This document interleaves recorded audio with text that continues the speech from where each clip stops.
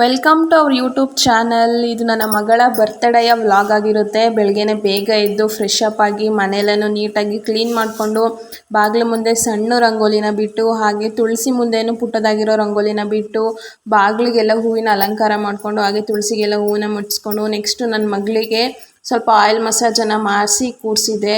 ನಾನು ಯಾವಾಗಲೂ ಸ್ನಾನ ಮಾಡಿಸ್ಬೇಕಿದ್ರೊಳಗೆ ಆಯಿಲ್ ಮಸಾಜ್ ಮಾಡ್ತೀನಿ. ಅಂದರೆ ವಾರಕ್ಕೆ 2 ಸಲ ತಲೆಗೆ ಸ್ನಾನ ಮಾಡಿಸ್ತೀನಲ್ವಾ, ಆವಾಗ ಅವಳಿಗೆ ಆಯಿಲ್ ಮಸಾಜನ್ನು ಮಾಡಿಸಿನೇ ನಾನು ಸ್ನಾನನ ಮಾಡಿಸೋದು. ಹಾಗೆ ಆಯಿಲ್ ಮಸಾಜ್ ಎಲ್ಲ ನೀಟಾಗಿ ಮಾಡಿ ಸ್ವಲ್ಪ ಹೊತ್ತು ಕೂರಿಸಿದ್ದೆ ಅವಳನ್ನು. ನಂತರ ಅವಳಿಗೆ ಸ್ನಾನ ಎಲ್ಲ ಮಾಡಿಸ್ಕೊಂಡು ನಂತರ ಪೂಜೆಗೆಲ್ಲ ರೆಡಿ ಮಾಡ್ಕೋತಾ ಇದ್ವಿ. ಪೂಜೆಗೆಲ್ಲ ರೆಡಿ ಮಾಡಿಕೊಂಡು ನಂತರ ಪೂಜೆ ಎಲ್ಲ ಚೆನ್ನಾಗಿ ಮುಗಿಸ್ಕೊಂಡ್ವಿ.